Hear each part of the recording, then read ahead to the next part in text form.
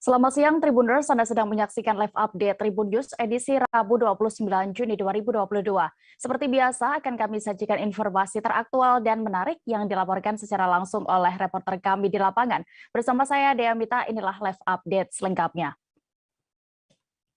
Kita menuju kabar pertama Tribuners.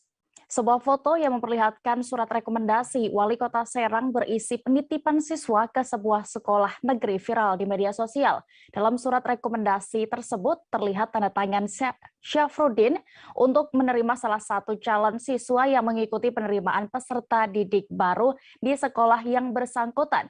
Dan untuk mengetahui fakta bagaimana di lapangan akan dilaporkan, kami sudah terhubung dengan reporter Tribun Banten, ada rekan Mil Daniati di sana. Silakan dengan informasi Anda.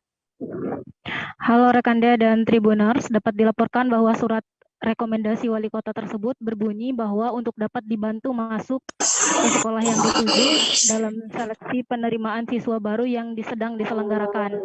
Akhir penutup surat tersebut juga tertulis, demikian surat rekomendasi ini dibuat dengan sebenarnya dan untuk dipertimbangkan sebagaimana mestinya. Nah, Wali Kota Syafruddin membenarkan terkait beredarnya surat rekomendasi tersebut. Wali Kota Syafruddin mengaku jika sistem zonasi di Kota Serang banyak yang tidak lolos. Kemudian sementara itu terkait lulus dan tidaknya kembali lagi kepada sekolah masing-masing. Saat ditemui di tempat yang berbeda, Syafruddin juga menegaskan bahwa surat rekomendasi untuk masuk SMA negeri di Kota Serang tersebut ditujukan bukan untuk anak pejabat, melainkan untuk membantu anak tukang ojek, kemudian tukang beca, dan anak dari kalangan kurang mampu, begitu rekan Dea. Selain itu juga Humas SMA Negeri Kota Serang mengatakan bahwa pihak sekolah tidak akan terpengaruh dengan adanya surat rekomendasi tersebut. Begitu rekan Dea. Baik, terima kasih rekan Mil Daniati untuk laporan Anda. Selamat kembali bertugas. Kita beralih ke Jawa Timur, Tribuners. Video aksi balap liar di tikungan Tundung Tundung Musuh Desa Tasikmadu, Kecamatan Palang, Tuban viral di media sosial. Seorang sopir menjadi korban lantaran tidak bisa lewat karena akses jalan yang ditutup. Bahkan sopir itu juga dilempar batu saat menyalakan klakson karena hendak lewat. Untuk laporan selengkapnya akan disampaikan rekan M. Sudarsono, reporter dari Surya yang sudah bergabung bersama kami. Silakan rekan. Halo, selamat siang Dea.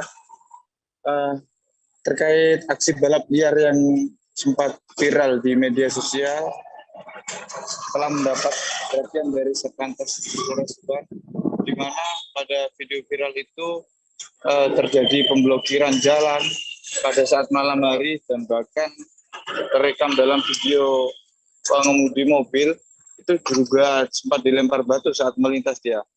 Kasus itu viral di media sosial sehingga menjadi atensi dari Satlantas Polres Tuban.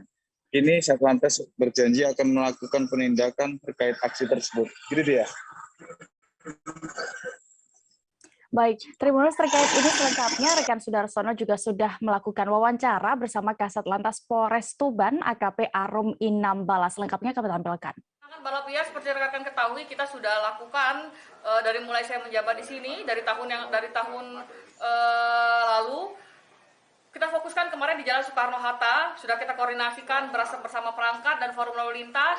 Tidak terjadi lagi balap liar di tempat yang sering terjadi, yaitu di daerah Soekarno-Hatta. Sekarang yang viral baru-baru ini terjadi di Palang. Nah, di Palang ini job desk-nya sama, akan kita lakukan koordinasi, perangkat desa, forum lalu lintas semua akan kita undang untuk, karena ini menjadi permasalahan bersama-sama, bukan hanya dari lalu lintas saja. Jadi saya dari lalu lintas bersama dengan perangkat desa, forum lalu lintas harus bekerja sama untuk mensosialisasikan dan memberikan edukasi kepada masyarakat bahwa balap liar ini sangat tidak boleh dilakukan, apalagi seperti kemarin yang viral sampai melempari kendaraan menggunakan batu seperti itu.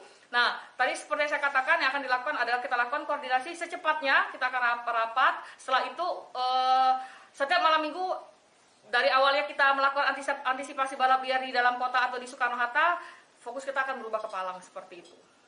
Ini pada saat ada yang tertangkap, Bu? Oh, tidak akan ada lagi sosialisasi, edukasi juga tetap kita akan lakukan, tapi kalau untuk sosialisasi atau kita tilang, tidak. Akan langsung kita berikan tindakan tegas, kita tilang untuk knalpot brongnya harus diganti dengan knalpot sesuai standar, karena sosialisasi sudah.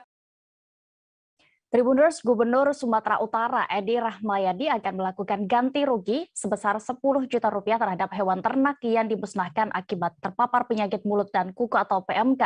Menurut Edi Rahmayadi, ganti rugi sebesar 10 juta rupiah ini terhadap hewan ternak berdasarkan arahan dari Menteri Perekonomian. Lalu bagaimana penyalurannya akan disampaikan rekan Rehtin, reporter dari Tribun Medan yang sudah siap dengan informasinya. Silakan rekan.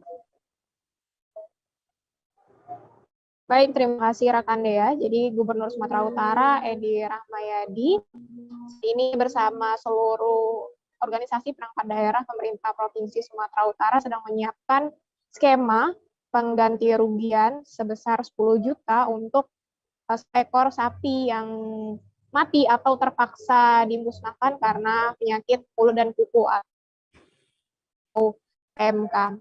Namun sampai saat ini skema tersebut masih tengah disiapkan oleh Dinas Ketahanan Pangan dan Peternakan Pemerintah Provinsi Sumatera Utara. Sementara itu berdasarkan data terakhir dari Dinas Peternakan Pemprov Sumut, hewan ternak yang terkena PMK di Provinsi Sumut yang masih hidup sekitar 11.577. Sementara angka kematian PMK di Sumut sendiri itu sebesar 0,5% atau tergolong rendah. Dan berdasarkan pengakuan dari Kepala Dinas Peternakan Provinsi Sumatera Utara, Azhar Harahap, juga mengatakan bahwasanya sebanyak 0,5% ini dinyatakan mati belum pasti karena PMK, namun masih diduga. Dan per hari Senin lalu, pemerintah Provinsi Sumatera Utara juga sudah menyalurkan vaksin untuk hewan ternak, vaksin PMK, itu sebesar 1.600 dosis vaksin yang disalurkan di 7 kabupaten kota, di antara Kota Medan, Kabupaten Langkat, kemudian Kabupaten Padang Lawas, Kabupaten Simalungun, Kabupaten Serdang Bedagai, dan Kabupaten Karo. Dan saat ini kami masih menunggu informasi selanjutnya mengenai skema pengganti rugian 10 juta tersebut per ekor bagi peternak ataupun pemilik hewan ternak yang ter-PMK. Begitu, rekan Dea. Baik, Tribuners, rekan-rekan juga sudah mendapatkan keterangan langsung dari Gubernur Sumatera Utara Edi Rahmayadi terkait ini, selengkapnya kami tampilkan. Belum selesai rapat, PMK sebenarnya tidak ada masalah, tetapi orang yang membuat menjadikan masalah. Sudah ada aturan, sudah ada binatang yang dikeluarkan dengan status apa, dengan surat-surat keterangan, semua sudah ada diatur di sini. Itu ada pemaksinan Pak ini?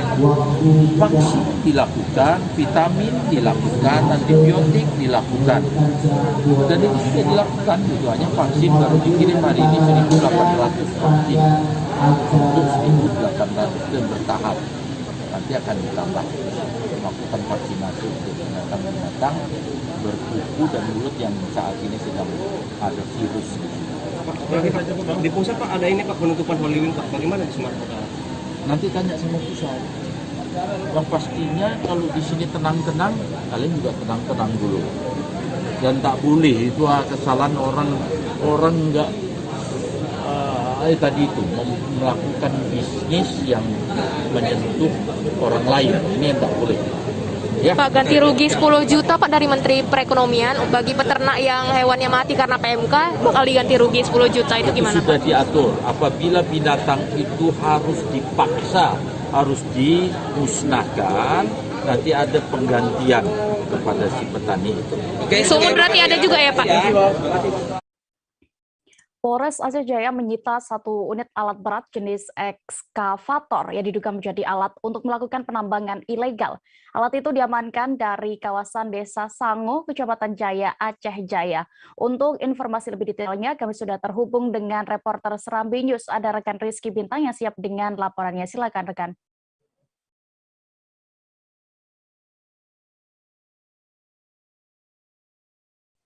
Halo rekan Rizky. Ya, halo rekan ya. Ya, silakan dengan laporan Anda terkait ini. Baik, rekan ya. Bisa kami laporkan, Kepolisian Resort Aceh Jaya beberapa waktu lalu mengamankan 1 unit alat berat jenis ekskavator di kawasan Desa Sango, Kecamatan Jaya, Aceh Jaya.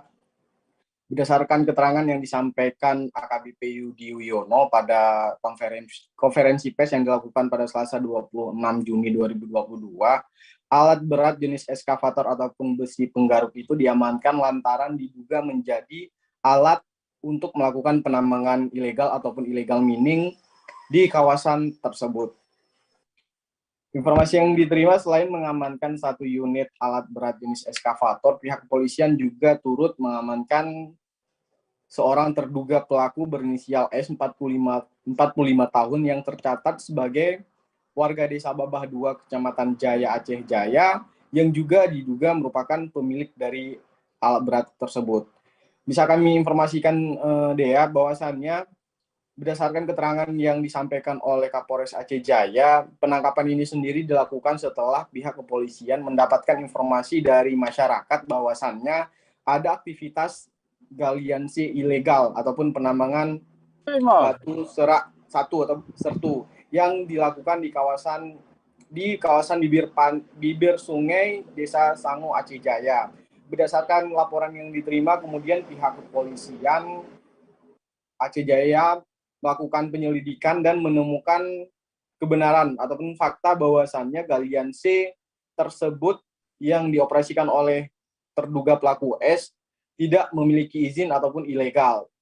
Bisa kami sampaikan bahwasannya dari hari penangkapan itu sendiri, galian C ilegal tersebut baru beroperasi selama 14 hari kerja, di mana dalam 14 hari kerja itu pemilik ataupun pengelola galian C ilegal tersebut sudah berhasil menjual sebanyak 269 truk material yang ditotalkan sebanyak 53 juta.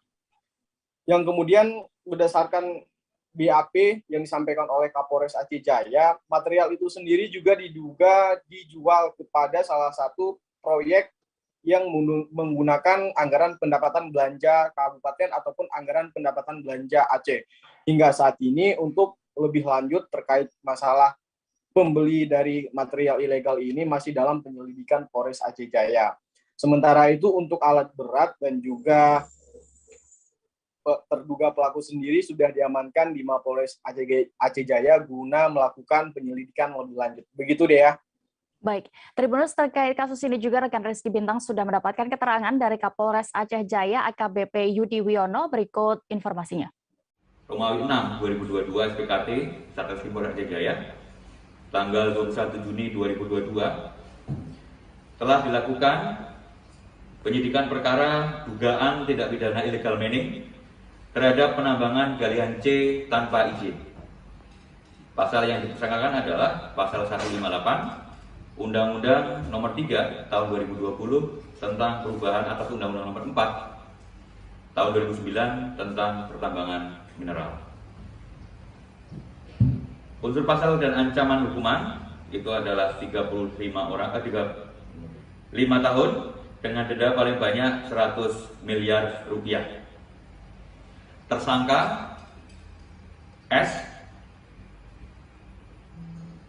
beralamat di Desa Babah 2, Kecamatan Indrajaya, Kabupaten Aceh Jaya. Untuk lokasi berada di pinggiran sungai yang berada di Desa Sango, Kecamatan Jaya, Kabupaten Aceh Jaya. Kalau kita melihat bahwa tindakan kepolisian dan dilanjutkan dengan proses penyidikan perkara terhadap perkara ini adalah berdasarkan informasi dari masyarakat telah terjadi pidana illegal mining yang berada di lokasi pinggiran sungai Desa Sango, Kecamatan Jaya, Kabupaten Aceh Jaya. Setelah dilakukan pendalaman terhadap informasi tersebut oleh Polres Aceh Jaya gabungan antara Satreskrim, di-backup oleh Satsamapta, Polsek, kemudian melakukan pengecekan ke lokasi dan dilakukan upaya pengamanan serta dilanjutkan dengan proses penyidikan perkara. Perwakilan kelompok Khilafatul Muslimin di Kecamatan Talo, Kota Makassar kembali berikrar ke Negara Kesatuan Republik Indonesia. Ikrar kepangkuan Ibu Pertiwi itu diucapkan di aula kantor Kecamatan Talo seusai pertemuan dengan sejumlah tokoh masyarakat.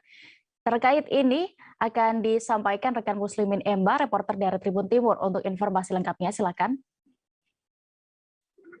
Ya, baik Dea dan Tribuners, dapat saya sampaikan.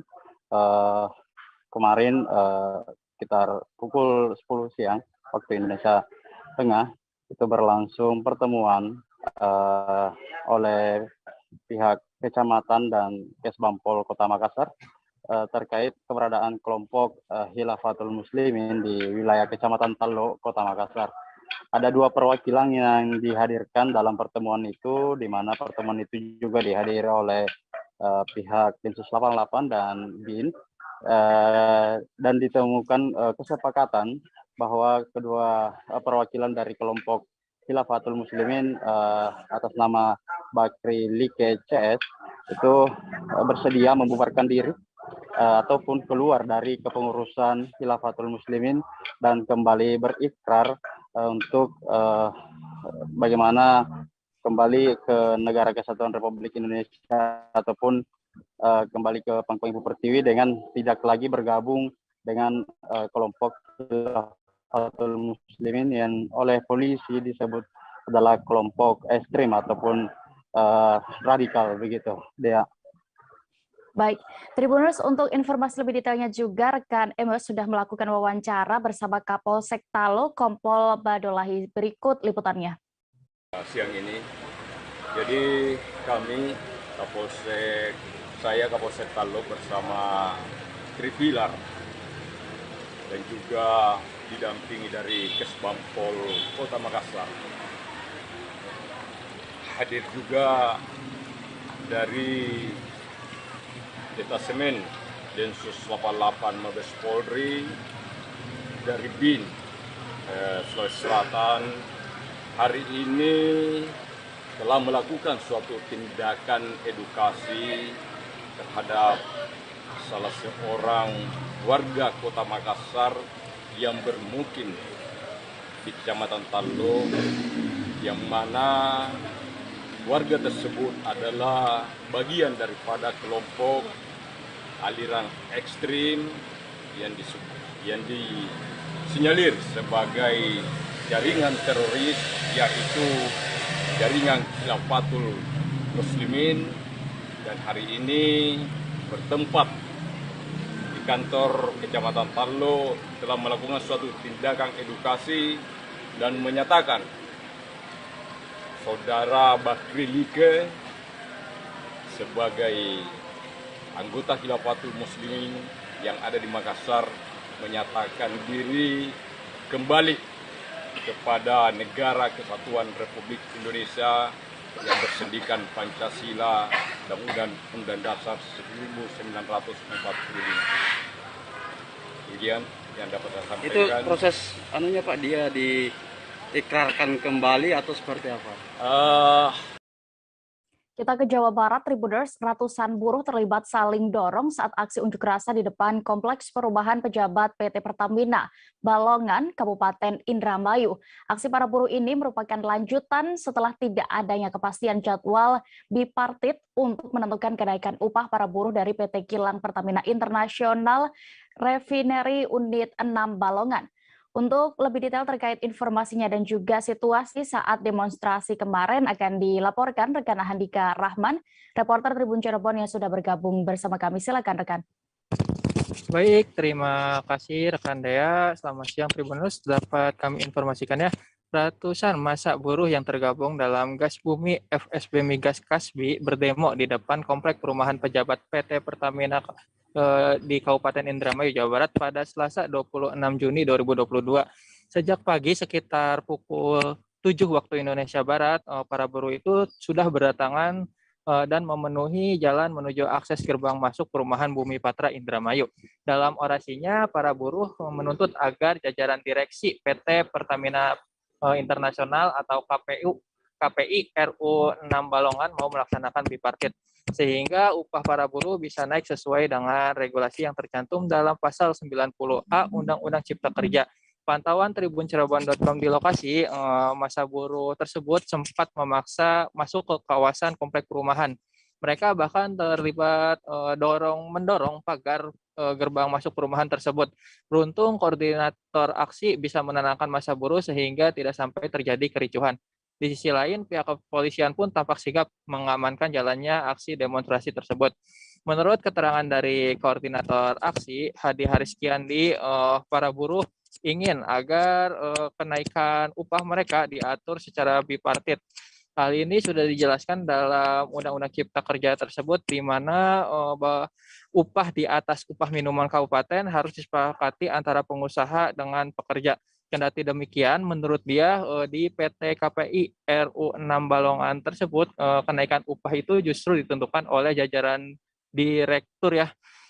Selain dari tidak dilaksanakannya bipartit, menurut mereka kenaikan upah itu juga tidak merata, di mana ada buruh yang mengalami kenaikan upah dan ada juga buruh yang tidak naik upahnya sama sekali. Selain soal bipartit, alasan para buruh melakukan demo tersebut juga terkait keresahan mereka soal akan dihapusnya atau dikuranginya santunan pekerja migas di area Pertamina. Mereka menolak wacana yang rencananya akan dilaksanakan pada tahun 2023 mendatang tersebut. Hal ini berkaitan dengan kesejahteraan mereka. Jadi karena adanya wacana tersebut, mereka menilai akan membuat penghasilan mereka menurun. Selain tuntutan tersebut, masa buruh juga menuntut agar pembayaran uang kompensasi yang telah diatur dalam PP 35 tahun 2021 segera dibayarkan oleh Pertamina. Selain itu, masa buruh juga menuntut untuk menindak tegas perusahaan atau vendor-vendor yang melanggar aturan dan perundang-undangan serta mengabaikan hak-hak dari para pekerja. Demikian laporan langsung dari Handika Rahman di Kabupaten Indramayu, Jawa Barat ya. Baik, Tribuners, rekan Handika juga sudah mendapatkan keterangan dari koordinator aksi Hadi Hariskiandi. Berikut keterangannya. Aksi hari ini, pertama kita menuntut agar dilakukan bipartit karena di Undang-Undang Cipta Kerja pasal 90A bahwa di situ dijelaskan kenaikan upah di atas upah minimum kabupaten ditentukan berdasarkan bipartit gitu kan.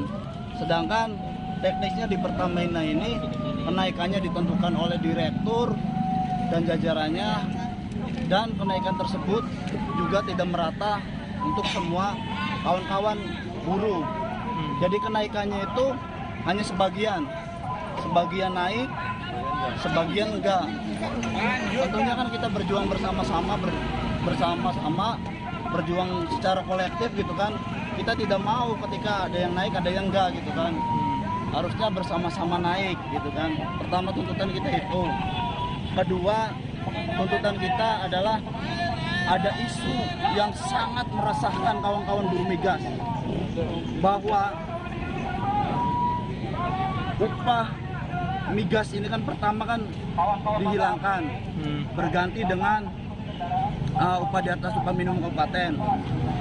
Yang kedua, akan dihilangkannya tunjangan pekerja migas, di mana tunjangan pekerja migas itu ada yang beberapa dimasukkan ke lembaga DPLK melalui tubuh mandiri, dan ada pun yang dibagikan tiap bulan atau dibagikan setahun sekali. Nah, itu yang selama ini kita dapatkan di tahun 2023 bahwa itu akan dihilangkan. Maka melalui aksi ini kita menolak kalau tunjangan pekerja migas itu dihilangkan karena nilainya lumayan. Kabar berikutnya datang dari Sumatera Selatan. Masyarakat mulai resah dengan banyaknya lubang di depan Pasar Induk Jakabaring, Palembang, tepatnya di pintu keluar Terminal Jakabaring. Pasalnya lubang jalan cukup parah dan pernah memakan korban. Saat hujan turun, jalan berlubang, tergenang air dan menjadi jebakan bagi pengguna kendaraan. Untuk melihat situasi terkini di sana dan juga kondisinya, sudah ada rekan kami, Hairul Nisha, reporter dari Sriwijaya Post yang siap dengan informasinya. Silakan.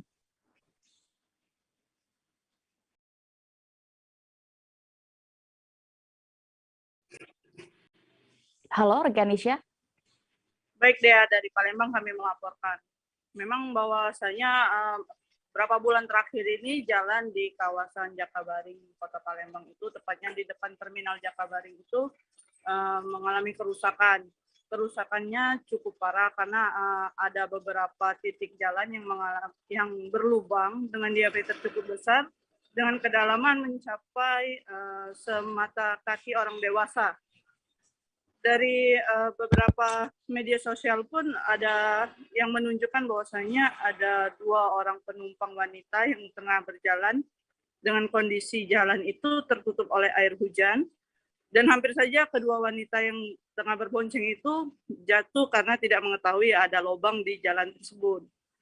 Dari keterangan warga sekitar juga menyebutkan bahwasanya lubang-lubang itu sempat ditampal, hanya saja dalam hitungan berapa bulan solan atau tampalan jalan tersebut mengalami kerusakan lagi. Seperti itu deh. Baik, terima kasih rekan Nesya untuk laporan Anda dari Palembang. Selamat kembali bertugas.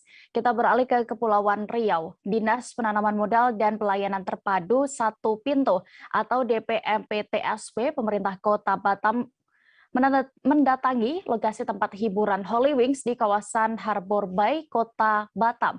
Kedatangan DPMPTSP beserta perangkat OPD lainnya merupakan imbas dari kasus promosi minuman beralkohol di cabang Holy Wings wilayah Jakarta. Bagaimana situasi saat itu akan dilaporkan rekan Hening Sekar Utami, reporter dari Tribun Batam yang sudah bergabung di sana. Silakan rekan. Baik, terima kasih rekan Dea. Memang benar Selasa sore kemarin tempat hiburan malam Holy Wings yang berlokasi di kawasan Harbor Bay, Kota Batam didatangi oleh puluhan petugas dari organisasi perangkat daerah Pemkab Batam. Di antaranya dari Dinas Penanaman Modal dan Pelayanan Terpadu Satu Pintu atau DPMPTSP, kemudian Dinas Perindustrian dan Perdagangan, Disperindak, Dinas Cipta Karya, dan Satpol PP. Nah, pada saat kedatangan itu sempat terjadi perdebatan antara petugas OPD dengan security guard dari Holy Wings yang sudah berjaga di pintu masuk, karena tidak semua rombongan yang datang diizinkan masuk ke dalam gedung Holy Wings, dan pertemuan dan manajemen pun diikuti hanya oleh beberapa perwakilan OPD saja. Kemudian ketika diwawancarai setelah pertemuan, Kepala Bidang Perizinan DPMPTSP Teddy Nuh mengatakan bahwa tujuan kedatangan OPD ke Batam ini dalam rangka mengecek berkas-berkas kelengkapan dari perizinan yang dimiliki oleh Holy Wings di Batam. Nah, hal ini merupakan tindak lanjut dari pemeriksaan izin terhadap tempat hiburan ini setelah adanya kasus promosi yang diduga menyinggung sara dari cabang Holy Wings di kota lain. Nah, setelah kasus tersebut mencuat memang muncul beragam penolakan terhadap Holy Wings dari organisasi masyarakat dan juga mahasiswa di Kota Batam. Nah, lantas dalam sidaknya kemarin, DPMPTSP pun mengamati atau mencari potensi pelanggaran baik dalam kegiatan operasional maupun promosi yang dilakukan Holy Wings Batam. Namun pada akhirnya hasilnya DPMPTSP mengungkapkan bahwa Holy Wings Batam tidak bermasalah secara izin karena mereka telah mengantongi izin nomor pokok pengusaha barang kena cukai atau NPP-BKC yang dikeluarkan oleh Bea Cukai Batam.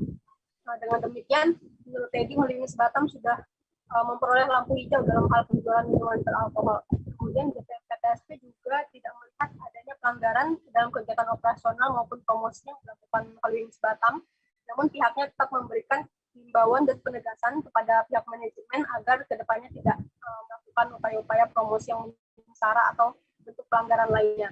Dan setelah kegiatan sidak tersebut, tidak ada tanda-tanda penyegelan atau penghentian kegiatan operasional di Holy Wings Batam. Manajer Holy Wings Batam, Arul Rahman, juga mengungkapkan tidak ada perubahan jadwal penampilan hiburan dan juga aktivitas usaha Holy Wings Batam itu masih berjalan seperti biasa sampai dengan saat ini.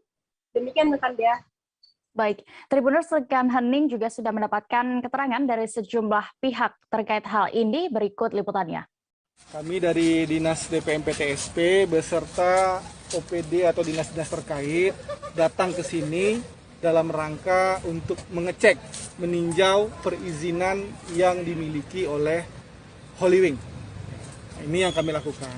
Nah, hasil dari penelusuran kami, tadi kami melihat bahwasanya ada izin NPP-BKC yang dikeluarkan oleh Bea Cukai dan OSS terkait penjualan minuman beralkohol. Yang kedua, kami datang ke sini juga memastikan bahwa kejadian yang terjadi di luar Batam yang membuat heboh dan viral jangan sampai terjadi di Batam. Ini kita saling menjaga. Bang, itu. Saat ini ditemukan pelanggaran, Bang? Saat ini untuk izin penjualan mikol mereka sudah memiliki. Namun perizinan-perizinan lain yang harus dimiliki juga itu harus segera diurus. Karena kalau misalnya tidak diurus, maka dapat dilakukan penutupan. Perizinan lain. Apa saja yang belum izin aja, Perizinan Bapak izin lain. yang belum diurus, Bang? Ya perizinan dasar lainnya seperti itu. Seperti apa tuh Bang perizinan dasarnya, Bang? Yang jelas bahwa mikolnya tadi kami cek sudah ada izin seperti itu. Yang belum ada apa, Pak? Mungkin dinas lain yang bisa. Yang belum ada izinnya apa? Yang belum ada apa, Pak? Dinas lain lagi ya, Pak, untuk urus ya berarti. Berarti sejauh ini emang belum ada izin? Sudah ada izin. Yang lainnya? Sudah ada izin. Sudah ada izin mikol, sudah ada NIB, ya sudah ada beberapa izin yang ada di OSS. Bang. Karena pengurusan kan melalui OSS. Bang, saat ini tidak ada pelanggaran, Bang. Jadi mereka tetap bisa berlangsung untuk buka, Bang ya? Siap.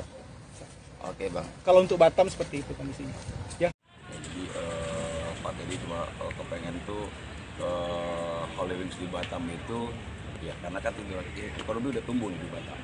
Jadi Pak Teddy itu cuma make sure aja kejadian yang ada di Jakarta atau di tempat lain itu tidak kejadian di Batam sih. Ya untuk perizinan itu kita lengkap semua untuk NPWKC, SWMB, ya Mikol udah lengkap semua sih. Ya, untuk INB pun juga lengkap. Artinya tidak ada masalah Pak ya? Tidak ada masalah, insya Allah tidak ada masalah. Jadi semua kegiatan berlangsung? Yes, terus untuk tadi Mas Tin juga event malam ini insya Allah nggak ada masalah dan dibantu sama abang-abang ini semua insya Allah sih berjalan lancar. Ya, karena intinya Pak Deddy tadi dengan tim dari Mapri dan juga support Holy Wings di Batam. Ya support banget. Jadi cuma silaturahmi aja.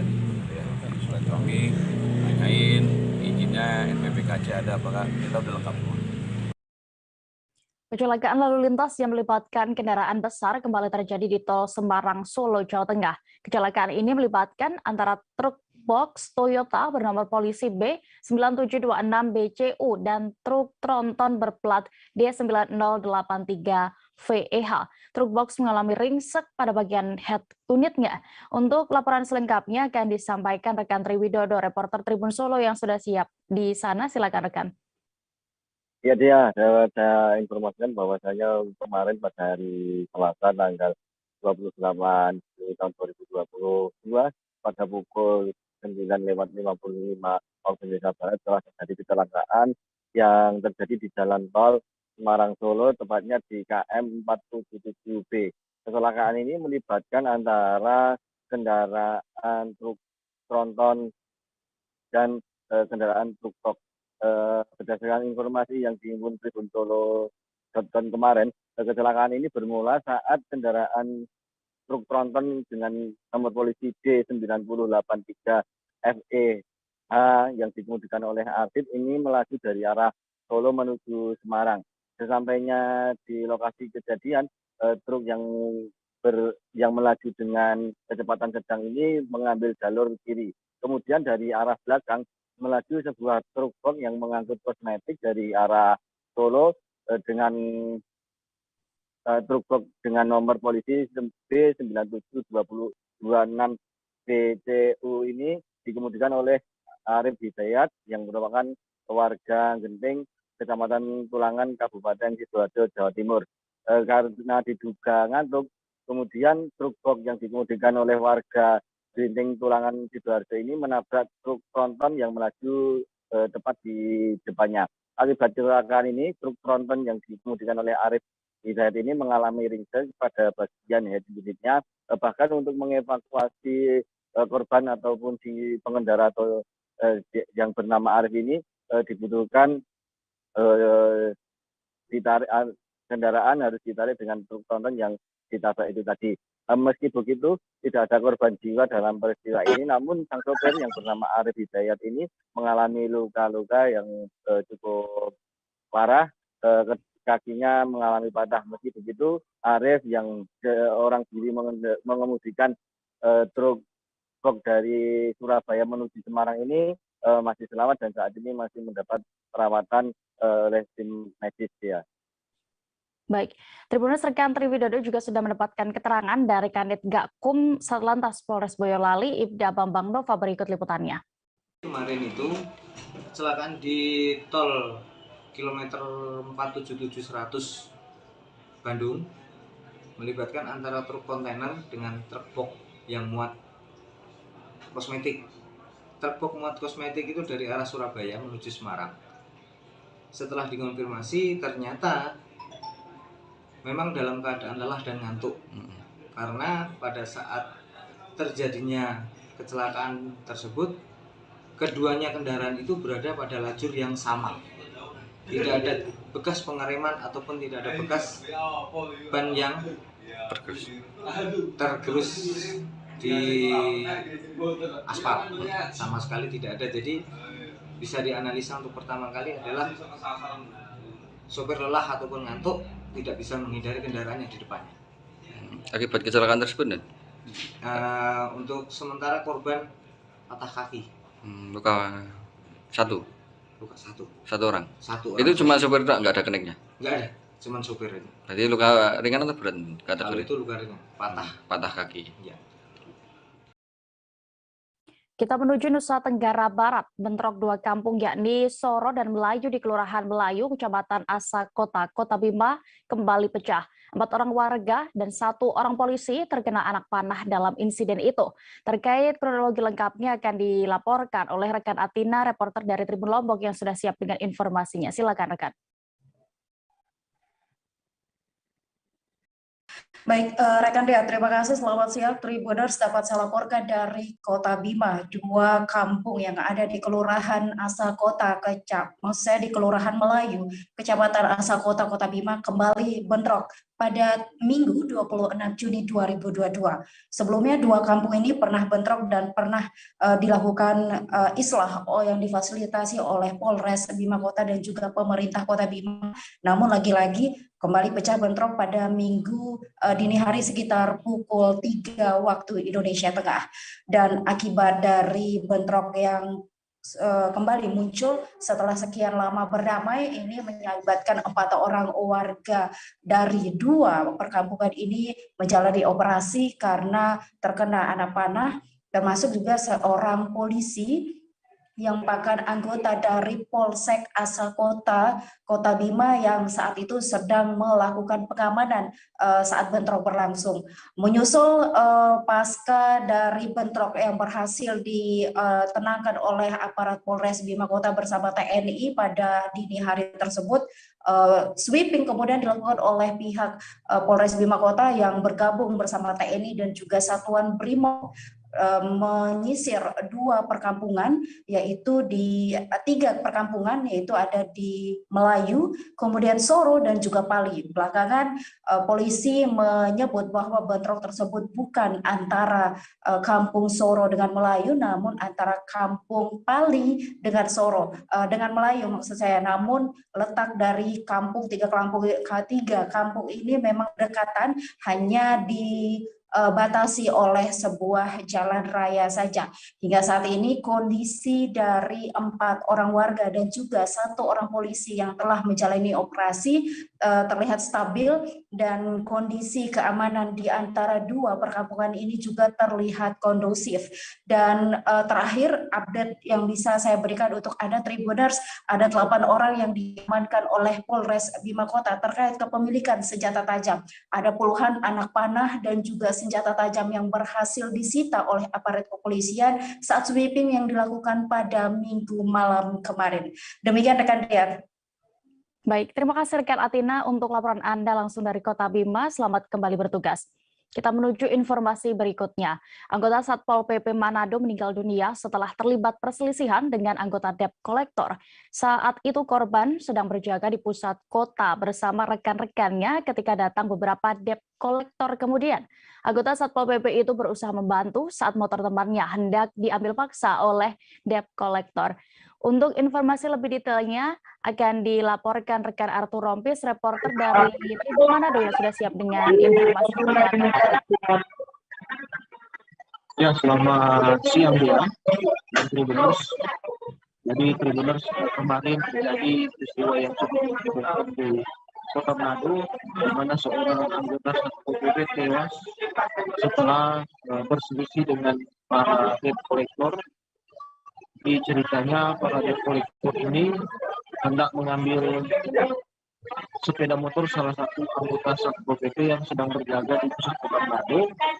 Kemudian dari situ terjadi cekcok, perselisihan, saling adu mulut, dan anggota Satpol PP yang meninggal ini yang namanya Preli, dia bernama Preli Peter, dia saat itu terlibat dalam perdebatan dengan para anggota Debt Collector, dan kemudian tiba-tiba Friendly ini dia seperti pingsan kemudian jatuh dan dibawa ke rumah sakit di Paldua, namun nyawanya sudah tidak tertolong. Dan setelah itu ada aksi lanjutan dari anggota Satpol PP Manado, di mana pada malam harinya anggota Satpol PP Manado menggeruduk kantor FIF yang merupakan kantor dari para debt collector yang sementara yang telah diduga menyebabkan kematian dari salah seorang anggota. Jadi kasus ini sementara ditangani oleh aparat kepolisian. Terakhir, sudah melapor ke Polres dan kantor FIF sekarang dijaga ketat oleh anggota polisi. Demikian dia.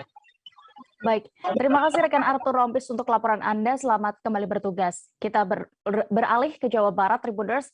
Praktik pengoplosan LPG subsidi untuk dijual kembali di wilayah Jawa Barat berhasil dibongkar oleh polisi. Total ada 5 orang yang diringkus dalam penggerebekan saat itu, dan perbuatan mereka ini diduga membuat kerugian negara sekira 8 miliar rupiah. Untuk laporan lebih lengkapnya, kami sudah terhubung dengan reporter Tribun Jabar, ada rekan Nasmi Abdurrahman yang siap dengan informasinya. Silakan. Ya, selamat siang Dea dan Tribuners. Polda Jabar berhasil mengungkap pengoplosan gas LPG di Cilengsi, Bogor, Jawa Barat. Dalam pengungkapan ini, Polda Jabar meringkus 5 orang tersangka, dan kelimanya itu berinisial RP, LMS, SMS, AS, dan HS. Nah, saat diamankan, para tersangka ini sedang memindahkan isi tabung gas LPG 3 kg yang bersubsidi ke tabung 12 kg non-subsidi. Kabid Humas Polda Jabar, Kombes Pol Ibrahim Tompo mengatakan bahwa kelima tersangka itu membeli 4 tabung gas LPG subsidi seharga total 72.000, kemudian isi dari gas LPG bersubsidi itu dipindahkan ke tabung 12 kg menggunakan alat khusus yang dibuat oleh para tersangka. Gas 12 kg hasil oplosan itu kemudian dijual oleh para tersangka ke pasaran sebesar 120.000. Adapun target yang menjadi pasar mereka yaitu di Jakarta, Bogor, dan Subang. Dalam praktek ini mereka bisa meraup keuntungan hingga 384.000 per hari dan 115 juta per bulannya. Komplotan ini sudah beraksi sejak Maret 2022 dan berdasarkan perhitungan kerugian negara, perbuatan pelaku ini merugikan negara hingga 8 miliar. Adapun dalam kasus ini pelaku dikenakan pasal 55 paragraf 5 tentang energi dan sumber daya mineral Undang-Undang RI nomor 11 tahun 2020 tentang Cipta Kerja atas perubahan Undang-Undang nomor 22 tahun 2022 tentang minyak dan gas bumi. Adapun mereka diancam kurungan maksimal 6 tahun penjara. Dan saat ini ratusan tabung gas berbagai ukuran hasil pengungkapan Polda Jabar sementara dititipkan di rumah penyimpanan barang sitaan negara di Sukamiskin, Kota Bandung. Demikian, Dea. Baik, Tribuners, terkait ini rekan Nasmi juga sudah mendapatkan keterangan dari Kabid Humas Polda Jabar, Kombes Pol Ibrahim Tompo. Berikut liputannya. Direktorat Krimsus Polda Jawa Barat adalah sebagai tindak lanjut dari arahan Bapak Kapolri yang memerintahkan kepada kita untuk mendukung program pemerintah dalam meningkatkan pertumbuhan ekonomi nasional. Jadi upaya hukum yang kita lakukan ini adalah menyelamatkan program pemerintah, program subsidi pemerintah, dalam hal ini adalah LPG. Tadi sudah disampaikan bahwa dalam tindakan kita di TKP kita telah mengamankan 3 orang tersangka yang saat itu sedang melakukan pemindahan isi gas 3 kg ke 12 kg. Di mana dalam hal ini subsidi yang dilakukan oleh pemerintah itu untuk LPG dalam tahun 2022 sendiri itu ada sekitar 34,8 triliun. Nah, sehingga dari kegiatan yang dilakukan oleh para tersangka ini dengan subsidi yang dilakukan oleh pemerintah dengan masing-masing tabung sebesar 33.750 jika kita kalkulasikan, di mana yang mereka ini melakukan kegiatan ini setiap hari menghasilkan 280 tabung gas 12 kg. Sehingga jika kita hitung dari subsidi yang dirugikan atau diambil curi oleh mereka ini adalah sebesar 264.600.000 per hari. Atau kalau per bulan ini kita hitung sebesar 8 miliar rupiah. Ini adalah subsidi pemerintah yang berhasil diamankan oleh Direktorat Krimsus Polda Jawa Barat. Terhadap yang bersangkutan, kelima orang ini kita kenakan pasal 50. Ditres Narkoba Polda Kalimantan Utara melakukan pemusnahan barang bukti narkotika jenis sabu-sabu. Total sabu seberat 94,56 gram dari hasil 3 tangkapan dimusnahkan. Bagaimana terkait proses pemusnahan barang bukti narkotika ini akan dilaporkan rekan Georgie Santana Silalahi, reporter dari Tribun Kaltara yang sudah bergabung bersama kami. Silakan. Selamat siang Tribuners, selamat siang Dea. Benar, Ditres Narkoba Polda Kaltara sabu-sabu seberat 94,56 gram. Yaitu dari Tabak Binoknal Kompol Suwandi menuturkan bahwa sabu yang dimusnahkan berasal dari 3 tangkapan, yang dimana tangkapan pertama berlangsung di Kota Tarakan dengan tersangka berinisial P dan R. Mereka ditangkap saat membawa sabu seberat 48,46 gram. Kemudian tersangka yang ditangkap ini di pinggir jalan Jembatan Bongkok, Kelurahan Karanganyar Pantai, tanggal 14 Juni 2022 pukul 12:20 WITA dini hari. Di mana sementara itu Kompol Suwandi tangkapan lainnya berlangsung di Kabupaten Bulungan oleh tim Ditres Narkoba.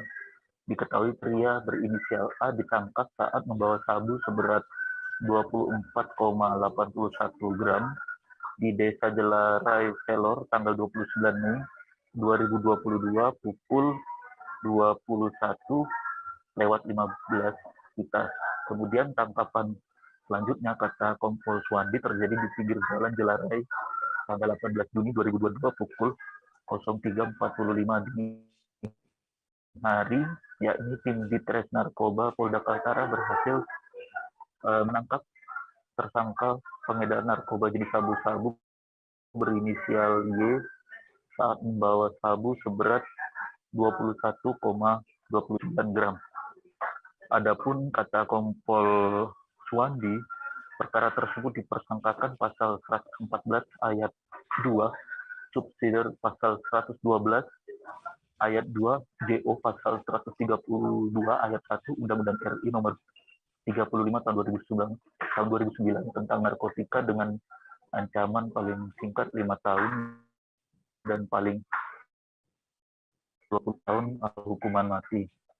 Ia juga menyampaikan tersangka yang ditangkap merupakan pengedar.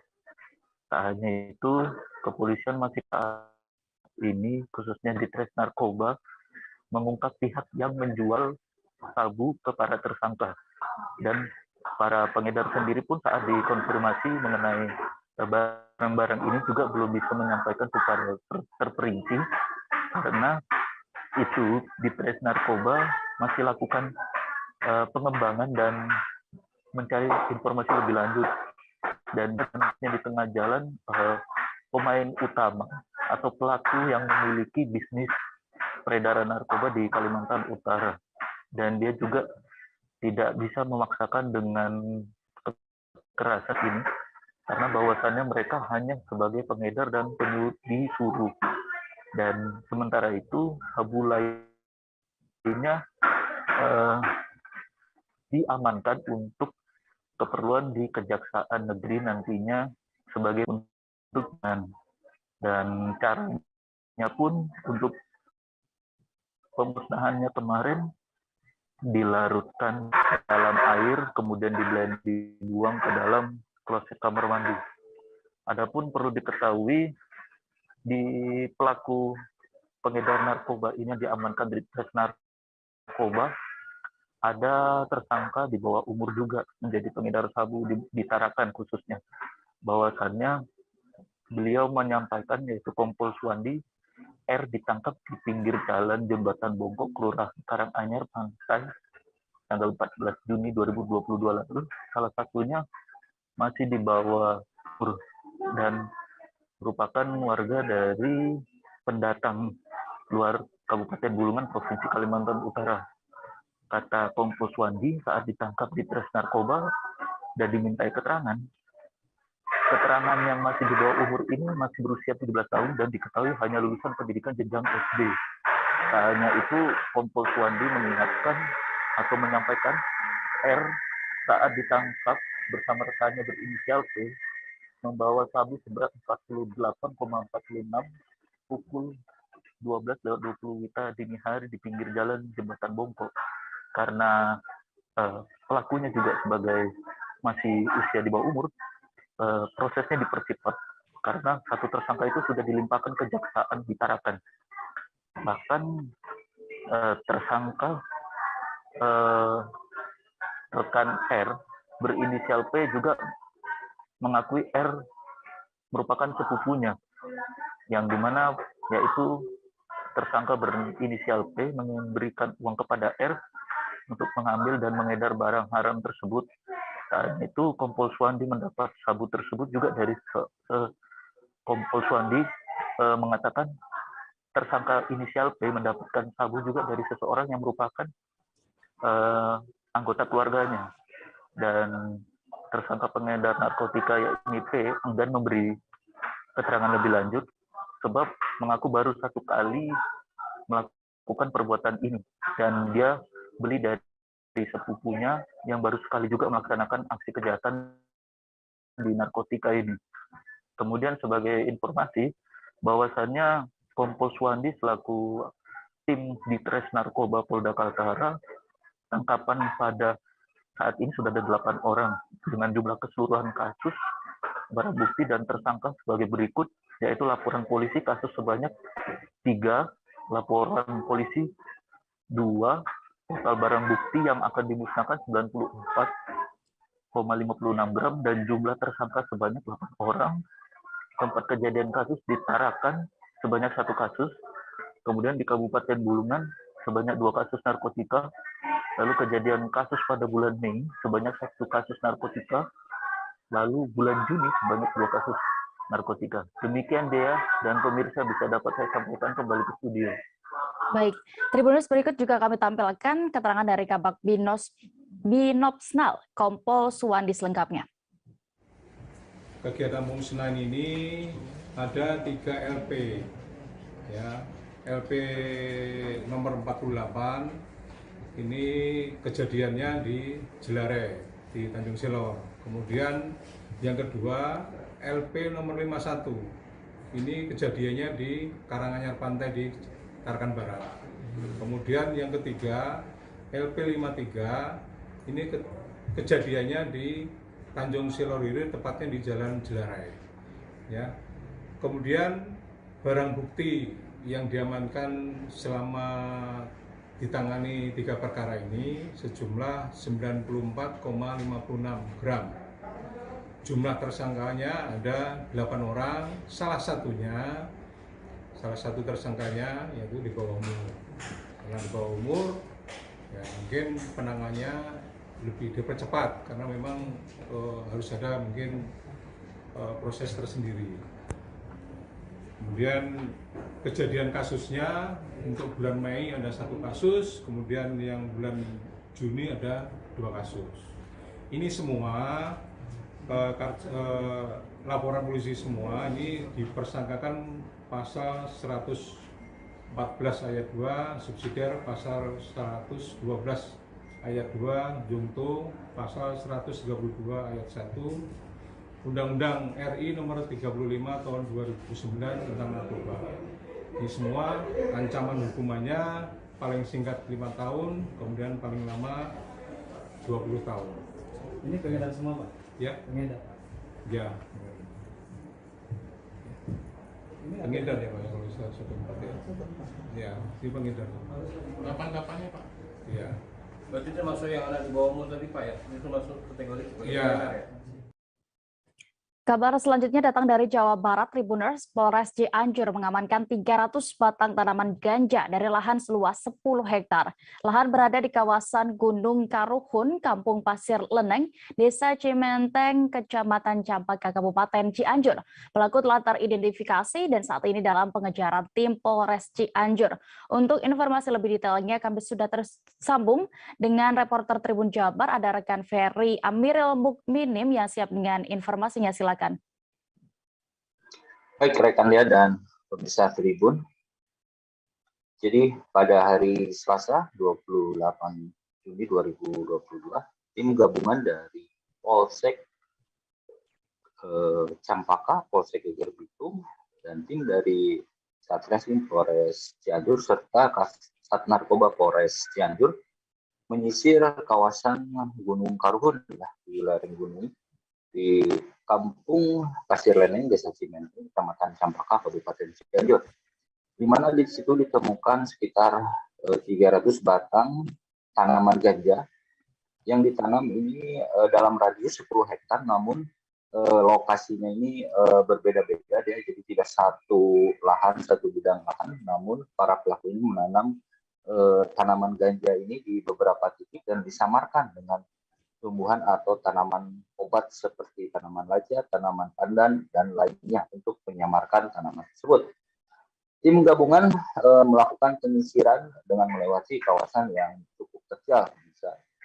Jadi ganja ini pertama kronologis awal pertama kali dilaporkan oleh para pemburu dan pencari lebah yang mencurigai ada tanaman yang mirip ganja lalu melaporkannya ke Polsek Geger Bitung karena kebetulan lokasi ini dekat dengan Polsek Geger Bitung yang terdekat, maksudnya jadi warga melaporkan ke Polsek Geger Bitung, namun Polsek Geger Bitung Sukabumi melanjutkan laporan ke Polsek Campaka karena ternyata lokasi wilayah Gunung Karuhun ini berada di wilayah Polres Cianjur. Nah, Kapolres Cianjur AKBP Doni Hermawan mengatakan bahwa para petugas sudah turun ke lokasi dan menemukan kebun ganja di beberapa titik di lereng gunung. Lalu ada Kasat Narkoba juga, Polres Cianjur AKP Matuk Murdianto yang mengatakan bahwa pihaknya sudah melakukan penyusuran dan mengamankan sebanyak 300 batang ganja sebagai barang bukti. Di awal penemuan ini di satu titik, namun ternyata di lapangan menemukan 2 titik ladang ganja. Sementara ini sudah sekitar 300 pohon tanaman ganja yang diamankan. Jadi tanaman ganja ini diperkirakan berusia 2 bulan dan 1 bulan lagi ini siap panen dengan tinggi rata-rata 100 cm sampai dengan 150 cm. Nah, diperkirakan dalam waktu 1 bulan ke depan tanaman ganja ini sudah siap untuk dipanen. Nah, setelah melakukan penyisiran, ya, jadi tim gabungan langsung membawa barang bukti ke Polres Cianjur dan petang kemarin Kapolres Cianjur langsung mengadakan press conference terkait pengungkapan ladang ganja di lereng Gunung Karuhun di Kampung Pasir Leneng, Desa Cimenteng, Kecamatan Campaka, Kabupaten Cianjur. Nah, terbaru dari sebuah saung, tim juga menemukan beberapa barang bukti yang berupa pupuk, penyubur, dan peralatan lainnya yang menjadikan petunjuk kepada para pelaku. Kapolres mengatakan bahwa beberapa pelaku sudah teridentifikasi dan saat ini dalam proses pengejaran.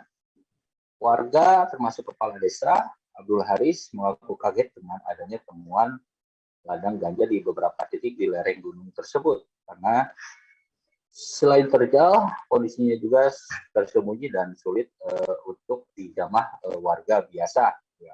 Saat ini pada hari ini Rabu 29 Juni 2022 tim dari Polsek Campaka bersama dengan Perum Perhutani kembali melakukan pengecekan titik koordinat di mana kebun ganja tersebut ditemukan. Nah, sementara dari Wakil Administrator Perhutani Cianjur, ya, Haji Nana Rukmana mengatakan bahwa pihaknya akan memastikan titik koordinat di lahan perhutani itu dengan radius 10 hektar. Namun besar kemungkinan kata-kata itu hanya dalam radius 1 hektar. Demikian dia. Baik, Tribuners berikut kami tampilkan keterangan yang berhasil didapatkan rekan Ferry dari Kasat Narkoba Polres Cianjur, AKP Mardianto selengkapnya. Dan bisa dijelaskan ini terkait penemuan ladang ganja ini seperti apa? Baik, rekan-rekan semua, alhamdulillah jajaran Sat Narkoba Polres Cianjur dibantu dengan Polsek Gerbitung Kabupaten Sukabumi, Polsek Campaka, kita bisa mengamankan kurang lebih kalau diukur secara hektar mungkin ada 10 hektar, tapi tempatnya berpencar-pencar ya, karena itu ada beberapa titik yang bisa kita amankan, tapi kami masih terus berupaya karena memang medan dan lokasi saat ini cuaca kurang mendukung, kami turun dulu. Yang sudah diamankan pohon ganjanya ada berapa pohon yang perkiraan sekitar 300 batang dengan tinggi 100 sampai 150 cm, mungkin sebulan lagi itu bisa dipanen. Untuk lokasi dari pemukiman warga ke lokasi ada berapa puluh kilo dan? Kalau ukuran itu paling sekitar 6-7 kilo, tapi kalau perjalanan bisa 2 jam lebih lah ya, 2 jam karena medannya menanjak dan terjal. Untuk pelaku sendiri bagaimana? Pelaku kita udah identifikasi, kita gelar awal, jadi sudah terindikasi, tapi kita praduga tak bersalah. Mudah-mudahan secepatnya bisa kita amankan. 10. Hewan kurban di Bangka Tengah terus mengalami lonjakan menjelang Idul Adha. Kenaikan harga juga akibat merebaknya wabah penyakit mulut dan kuku atau PMK di sejumlah daerah di Indonesia. Namun meski begitu, pembeli sapi kurban tahun ini dikabarkan lebih banyak dibandingkan tahun lalu. Dan untuk lebih detailnya terkait situasi di sana, Tribuners, kami sudah terhubung dengan reporter dari Bangka Pos. Ada rekan Arya Bima Mahendra yang siap dengan informasinya, silakan. Ya, baik. Terima kasih rekan Dea dan pemirsa Tribuners. Perlu saya sampaikan bahwa memang sampai saat ini seperti yang kita ketahui bersama bahwasanya virus PMK ataupun virus penyakit mulut dan kuku memang masih mengintai sapi-sapi ternak ataupun hewan ternak berjenis kuku belah di seluruh Indonesia ya, termasuk di Kabupaten Bangka Tengah, Provinsi Kepulauan Bangka Belitung. Namun khusus untuk di Kabupaten Bangka Tengah sendiri, kasus PMK tersebut tidak cukup berdampak terhadap pembelian ataupun minat beli masyarakat yang ingin berkurban ya. Bahkan menurut salah seorang peternak sapi bernama Bapak Ahmad di Kota Koba, Kabupaten Bangka Tengah, mengatakan bahwa meski saat ini kasus PMK masih mengintai, justru minat beli masyarakat terhadap hewan kurban terutama jenis sapi ini meningkat cukup drastis ya.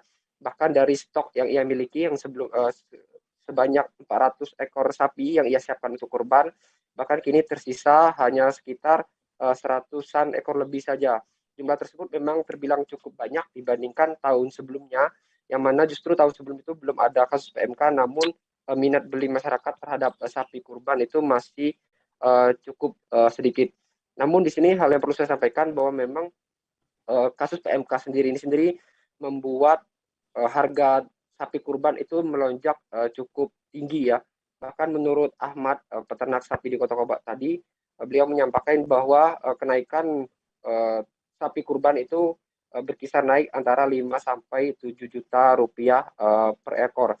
Bahkan sampai saat ini sangat susah ataupun sangat sukar mencari sapi kurban yang di harga di bawah 30 juta rupiah. Jikapun ada harga sapi kurban yang berkisar sekitar 20-an juta tersebut, itu kebanyakan sudah dibeli ataupun sudah di-booking oleh para pembeli, sehingga menyebabkan pembeli rebutan ya, untuk mencari sapi kurban yang harganya di kisaran di bawah 30 juta rupiah.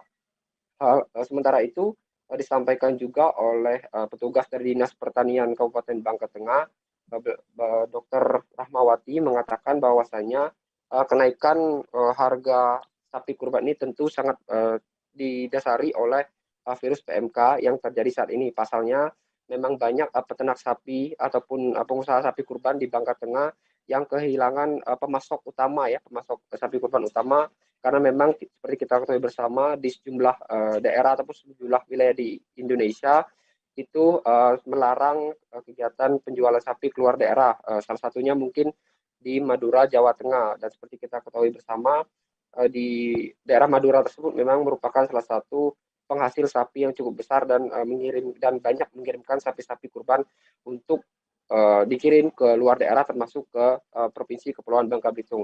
Hal itulah yang kemudian membuat harga sapi-sapi kurban tersebut menjadi naik. Tak ayal momentum PMK tersebut juga kerap kali dijadikan aji mumpung oleh para peternak ataupun penjual sapi kurban untuk menaikkan harga dengan kisaran 5 juta sampai 7 juta rupiah untuk per ekor sapi. Nah, mungkin demikian yang bisa saya laporkan, rekan Dia kembali ke studio. Baik, terima kasih rekan Arya Bima melaporkan dari Bangka Tengah. Selamat kembali bertugas. Kita menuju informasi berikutnya, Tribuners. Harga bawang merah masih tinggi di sejumlah pasar, termasuk di Kalimantan Selatan. Tak pelak para pedagang kuliner dan pembuat bumbu masak mesti putar otak menyiasati keadaan ini. Kondisi penjualan bawang pun juga menjadi sepi di pasar-pasar di sana. Untuk informasi lebih detailnya, kami sudah terhubung dengan rekan Salmah Saurin, reporter Banjarmasin Post yang siap dengan informasinya. Silakan rekan.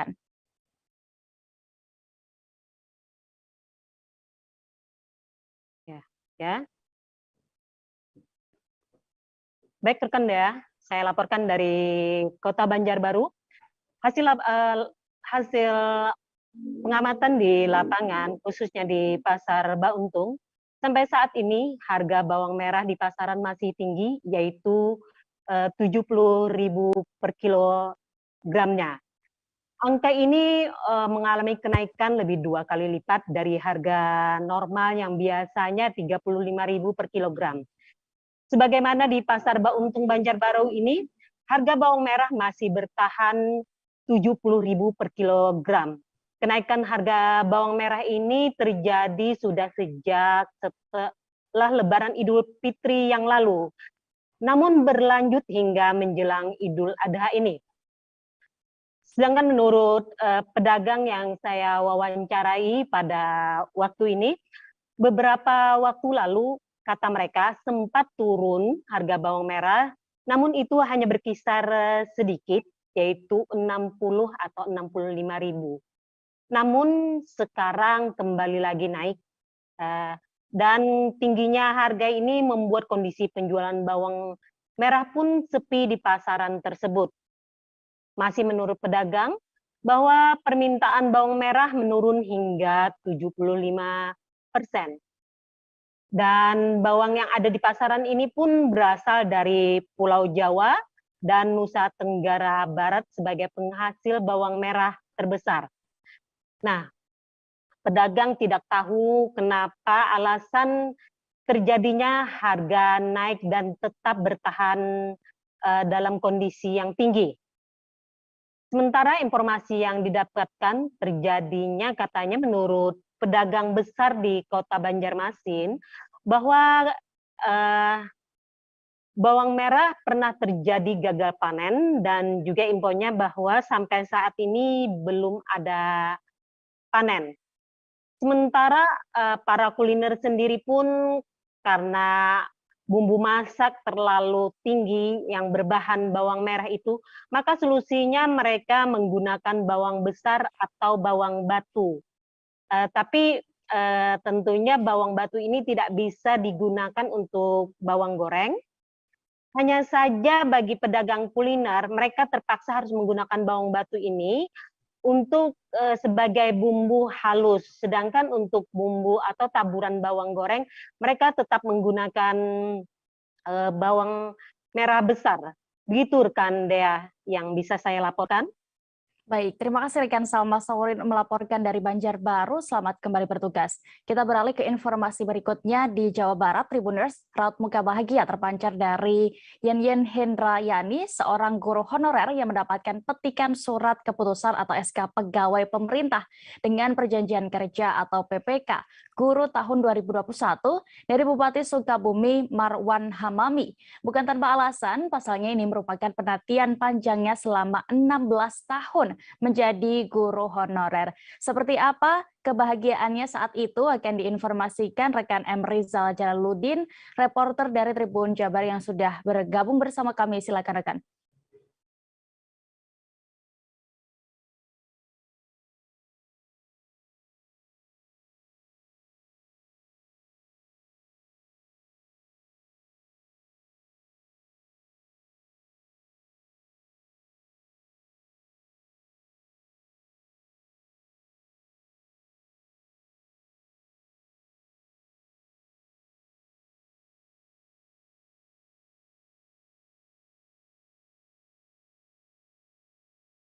Mohon maaf Tribuners, terjadi sedikit kesalahan. Kita beralih ke informasi berikutnya terlebih dahulu di Nusa Tenggara Timur. Seorang ibu dari Labuan Bajo, Kabupaten Manggarai Barat harus melahirkan di kapal patroli polisi. Ibu ini bersalin di kapal patroli milik Markas Unit Polairut Labuan Bajo, Polda NTT pada Selasa 28 Juni 2022 kemarin. Ibu dan sang anak pun berhasil selamat dalam proses persalinan darurat itu.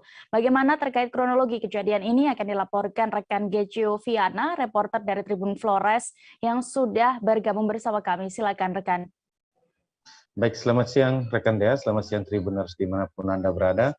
Dapat saya laporkan langsung dari Labuan Bajo, Kabupaten Manggarai Barat, Provinsi Nusa Tenggara Timur. Seorang ibu hamil di Labuan Bajo bersalin di dalam kapal patroli milik Markas Unit Polisi Perairan dan Udara Polairut Polda Nusa Tenggara Timur pada Selasa 28 Juni 2022 kemarin. Dan peristiwa tersebut terjadi pada saat personel Polairut Labuan Bajo Polda NTT bersama personel Satuan Pamofit Polres Manggarai Barat mengevakuasi seorang ibu hamil bernama Ibu Gia Ginatri, 32 tahun, dari Pulau Mesa menuju dermaga di Labuan Bajo. Sebelum tiba di dermaga Nusantara Labuan Bajo, ibu tersebut atau Ibu Gia Ginatri bersalin di dalam kapal Rejua, maksud kami kapal polisi Rejua 3005 dibantu bidan dari Pustu Pulau Mesa. Sementara itu, Kapten kapal polisi Rejua 3005 Bribka Williken mengatakan pihaknya mendapatkan informasi dari bidan di Pulau Mesa bahwa terdapat seorang ibu hamil yang membutuhkan pertolongan untuk proses persalinan. Bidan tersebut sebelumnya telah melakukan pertolongan kepada seorang pasien dari Pulau Mesa, dan saat bidan ini mau kembali ke Pulau Mesa, ternyata rekan bidan lainnya melaporkan dari Pulau Mesa bahwa seorang ibu lainnya di Pulau Mesa hendak bersalin dan sangat membutuhkan bantuan transportasi laut untuk proses persalinan yang cepat. Sementara itu, usai proses kelahiran bayi perempuan dari warga dari Pulau Mesa tersebut, Bribka Williken mengaku bersyukur karena proses persalinan tersebut berjalan dengan lancar sebab ibu dan anak selamat. Sementara itu, Kasat Pamofit Polres Manggarai Barat, Ibda Anggraini Angela Isabella mengatakan, usai mendapatkan informasi ibu hamil dari kepulauan tersebut, pihak langsung berkoordinasi untuk melakukan evakuasi pasien. Pihak kepolisian, tegas Ibda Anggraini, selalu siap untuk melayani masyarakat yang membutuhkan, terlebih masyarakat yang sangat membutuhkan pertolongan yang urgent atau sangat cepat. Tribuners dan rekan Dea dimanapun berada. Nah, di kesempatan yang sama kemarin saya sempat mewawancarai dua bidan dari Pulau Mesa yang membantu proses evakuasi dan persalinan.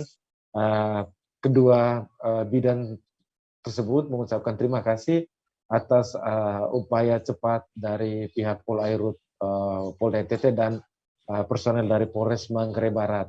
Nah, selain peristiwa tersebut, kedua bidan tersebut juga mengharapkan adanya sarana atau infrastruktur pendukung, diantaranya seperti ambulans laut untuk membantu masyarakat kepulauan, terlebih masyarakat di Pulau Mesa dan pulau lainnya di Kabupaten Manggarai Barat. Demikian rekan Dea. Baik, terima kasih rekan Geccio Viana untuk laporan Anda langsung dari Labuan Bajo. Selamat kembali bertugas. Kita beralih ke Kalimantan Timur. Tribuners, angin puting beliung membuat porak-poranda permukiman penduduk di Desa Api-Api, Kecamatan Waru, Kabupaten Penajam Pasir Utara. Bencana itu diperkirakan terjadi pada Selasa malam kemarin sekira pukul 19.50 waktu Indonesia Tengah. Puting beliung mengakibatkan atap rumah warga terlepas, kemudian terlempar. Untuk kronologi lengkap dan juga bagaimana kondisi dari para warga di sana, kami sudah terhubung dengan reporter Tribun Kaltim, ada rekan Nita Rahayu yang siap dengan informasinya. Silakan. Baik, terima kasih rekan Dea di studio dan pemirsa Tribuners dimanapun Anda berada. Dapat kami laporkan dari Kabupaten Penajam Pasir Utara bahwa Selasa malam sekitar pukul 19.50 waktu Indonesia Tengah terjadi bencana puting beliung yang menerpa 8 rumah di Desa Api-Api, Kecamatan Waru. Kepala Badan Penanggulangan Bencana Daerah BPBD Kabupaten Penajam Pasar Utara Marjani mengatakan bahwa bencana tersebut terjadi sekitar pukul 19.50, namun laporan baru diterima sekitar pukul 20.00 WITA.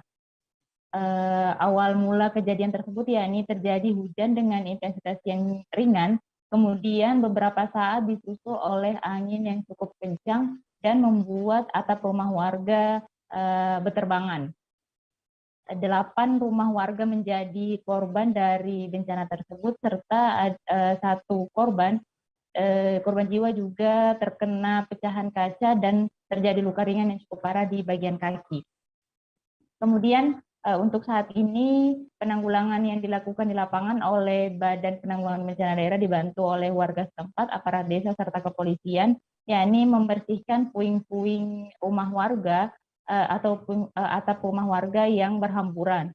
Dan dapat kami laporkan juga rekan Dea bahwa saat ini warga desa Api-Api Kecamatan Waru membutuhkan terpal untuk dijadikan penutup sementara dari atap rumah mereka agar mereka bisa menempati rumah untuk menginap. Demikian rekan Dea di studio. Baik, terima kasih rekan Nita Rahayu melaporkan dari Penajam Pasar Utara, Kalimantan Timur. Selamat kembali bertugas. Kita beralih ke Jawa Barat. Raut muka bahagia terpancar dari Yen Hendrayani, seorang guru honorer yang mendapatkan petikan surat keputusan atau SK pegawai pemerintah dengan perjanjian kerja atau PPK guru tahun 2021 dari Bupati Sukabumi Marwan Hamami. Bukan tanpa alasan, pasalnya ini merupakan penantian panjangnya selama 16 tahun menjadi guru honorer. Untuk informasi lebih detailnya, kami sudah terhubung dengan rekan Rizal Jalaluddin, reporter dari Tribun Jabar yang sudah siap dengan informasinya. Silakan rekan. Baik, Dea dan juga Tribuner, dapat saya sampaikan bahwa memang kemarin telah dilakukan apel penyerahan petikan SK Bupati Sukabumi untuk ribuan guru yang berhasil lolos seleksi PPK tahap 1 Permasi tahun 2021 yang bertempat di lapangan Cangenggar, Kecamatan Palabuhan Ratu, Kabupaten Sukabumi, Jawa Barat. Dan informasi yang kami peroleh, terdapat 1.742 guru honorer yang lolos seleksi tahap 1 di Permasi tahun 2021 ini. Dan ribuan guru tersebut merasa bahagia, mereka pun pasca apel langsung mendekati Bupati Sukabumi meminta foto bersama. Mereka berteriak berterima kasih atas diberikannya SK dari hasil kelulusan seleksi mereka. Penantian panjang memang dirasakan oleh para guru honorer ini, yang salah satunya tadi disampaikan dirasakan oleh Yen Hendrayani yang merupakan tenaga pendidik ataupun guru dari SDN Baru Sawah di Kecamatan Cibadak, Kabupaten Sukabumi, Jawa Barat. Kepada Tribun Jabar, dia mengaku sudah mengajar TMT tahun 2006 ataupun sekitar sudah 16 tahun sampai sekarang. Tepat kemarin di momen hari ulang tahunnya yang ke-45 dia menerima petikan SK P3K dari Bupati Sukabumi Marwan Hamami. Ia pun berharap bahwa kontrak kerjanya selama menjadi P3K ini berkelanjutan, tidak hanya 1 ataupun 2 tahun saja, karena penantian yang cukup lama yang dia tunggu, terlebih di usianya yang sudah tidak muda lagi dan hampir mendekati usia pensiun. Demikian, Dea. Berikut kami tampilkan hasil wawancara rekan Rizal bersama salah satu guru yang lolos PPPK, Yen Hendrayani selengkapnya. Kan Bu, udah berapa lama jadi honorer sampai hari ini diangkat jadi P3K? Saya kebetulan TMT 2006, kurang lebih 16 tahun sampai tahun ini. Tahun 2019, alhamdulillah saya selesai PPG. Dan tahun 2021 saya alhamdulillah lulus P3K tahap 1. Berarti untuk mengikuti seleksinya berapa lama, Bu? Maksud? Seleksi P3K ini? Waktu yang dibutuhkan untuk masuk saat seleksi itu berapa lama, Bu? Nggak lama ya, begitu kita dapat informasi, kita mengikuti alurnya, daftar, kemudian ada penjadwalan, pengumuman, ya udah itu kita ikuti alurnya. 16 tahun itu sama jadi honorer di SD mana, Bu? Saya di SD Baru Sawah, nggak sempat ke SD yang lain. Dan alhamdulillah sekarang pun saya di SD itu. Masih ditempatkan di Masih di tempat, karena saya masuk tahap 1. Bu bisa diceritakan kesenangannya, kebahagiaannya seperti apa? Apakah masih lama Bu akan menikmati P3K? Ya, mudah-mudahan ini berlangsung terus ya, jenjang ke depannya tidak hanya setahun 2 tahun kontraknya, mudah-mudahan berkelanjutan karena memang penantian ini sudah cukup panjang bagi saya khususnya. Dari segi usia Bu masih lama Hari ini, tepat hari ini saya milad. Oh, milad ke 45 tahun. Nama lengkap Bu? Nama saya Yani Hendrayani, SPDSD. Kabar berikutnya datang dari Kepulauan Riau. Warga Tanjung Sengkuang ditemukan meninggal dunia dalam kondisi mengenaskan di rumahnya. Lokasi kejadian berada di kawasan Kampung Tua, Tanjung Sengkuang, Kecamatan Batu Ampar, Batam. Untuk informasi lebih detailnya, kami sudah tersambung dengan rekan Roni Lodelaleng, reporter dari Tribun Batam. Silakan rekan. Baik, selamat siang rekan Dea dan juga Tribunas. Dari Kota Batam dapat kami laporkan bahwasannya seorang warga Tanjung Sengkuang bernama Saril ditemukan meninggal dunia Selasa 18 Juni 2022 di rumahnya di Tanjung Sengkuang. Nah, Saril pertama kali ditemukan oleh Romi pada pukul 21.40 waktu Indonesia bagian Barat di kamar rumahnya di RT 3 RW 1 Kampung Tua Tanjung Sengkuang Kecamatan Batu Ampar Batam. Romi, saksi mata sekaligus adik kandung Saril, mengaku selama ini abangnya tidak sakit. Meski selama ini dirinya satu rumah, namun jarang bertemu ya, dan juga berkomunikasi akibat berbeda profesi.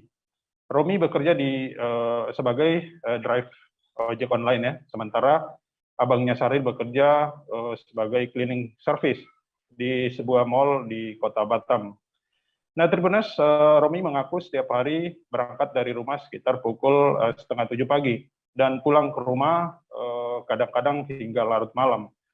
Pada saat ia berangkat kerja, terkadang Saril belum bangun. Dan juga saat pulang ojek, abang juga sudah tidur, sehingga mereka jarang bertemu. Nah, Tribunas, ia menceritakan terakhir melihat Saril 2 hari yang lalu, sebelum meninggal dunia. Antara Romi dan Saril tidak satu kamar ya, mereka beda kamar. Dan untuk urusan makan minum, mereka jarang masak di rumah, dan lebih memilih makan di luar rumah. Hal yang tidak pernah ia pikirkan justru datang tiba-tiba dan menimpa keluarganya. Romi sangat kaget dan merasa terpukul pada saat tiba di rumahnya, tepatnya di depan pintu masuk pada Minggu malam. Nah, sebelum masuk ke dalam rumah, ia mulai melihat ada kejanggalan seperti lampu rumah belum dihidupkan, serta bau busuk tercium dari dalam rumah. Lantas, karena penasaran, ia segera masuk dalam rumah dan menemukan abangnya sudah dalam kondisi meninggal dunia dengan posisi tertidur telungkup begitu, Tribunas. Nah, tidak hanya itu, sekujur tubuh Saril sudah menghitam dan sudah membengkak, diperkirakan sudah meninggal dunia sejak 2 ataupun 3 hari yang lalu. Nah, Tribunas, Romi sempat memanggil Saril beberapa kali, namun tidak ada jawaban dari abangnya tersebut. Nah, karena panik, ia bergegas keluar rumah dan memanggil warga setempat untuk datang memastikan keadaan abangnya tersebut. Nah, Tribunas, Kapolsek Batu Ampar, Kompol Saludin mengatakan pihaknya sudah berhasil mengevakuasi mayat Saril ke Rumah Sakit Bayangkara Polda Kepri. Dan sekarang sedang dilakukan penanganan untuk memastikan penyebab kejadian ataupun akibat dari meninggalnya Saril tersebut. Demikian, Tribunas, dari Batam kami laporkan. Baik, terima kasih rekan Roni Lodelaleng untuk laporan Anda. Selamat kembali bertugas. Masih di Kepulauan Riau, Tribuners, konser Ariel Noah di Holy Wings Club di kawasan Harbor Bay, Batam pada Selasa 28 Juni 2022 malam kemarin berlangsung meriah. Pantauan Tribun Batam.id, pengunjung bersesakan di dalam dan luar Holy Wings Club. Di sana terlihat juga penjagaan ketat dari aparat. Dan untuk informasi lebih lengkapnya akan disampaikan rekan Amiduddin, reporter dari Tribun Batam yang sudah bergabung bersama kami. Silakan rekan.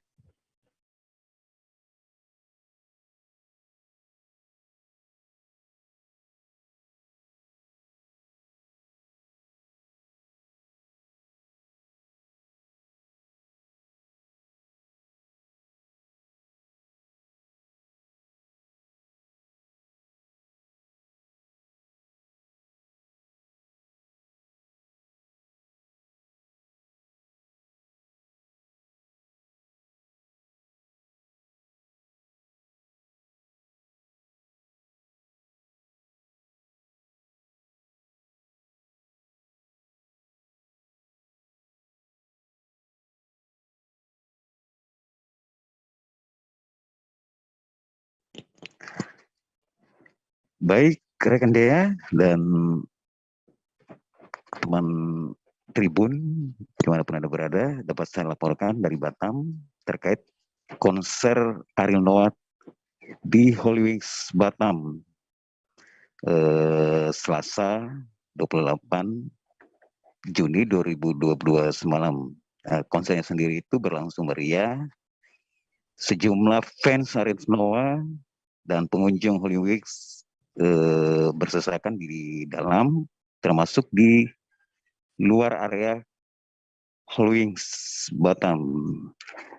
Konser berlangsung dalam penjagaan ketat aparat keamanan polisi dan sejumlah petugas yang diperbantukan. Beberapa jam sebelum Ariel Noah tampil di Holy Wings Batam, sempat ada demo terkait isu yang sedang viral itu. Demonya sendiri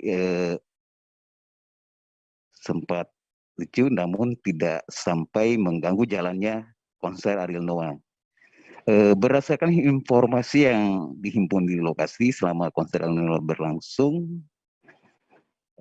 tidak terjadi sesuatu yang mengganggu jalannya acara. Pengunjung, tamu, dan ini tampak menikmati jalannya konser tersebut. Begitu rekan Dea.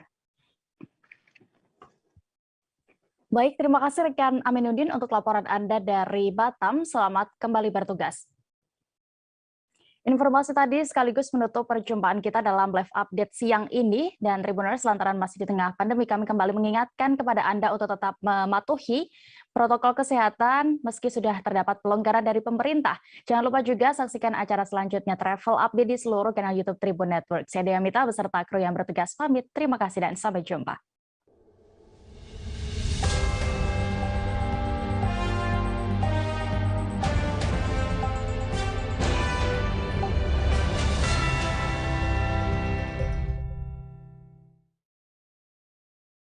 Jangan lupa like, subscribe, dan share ya!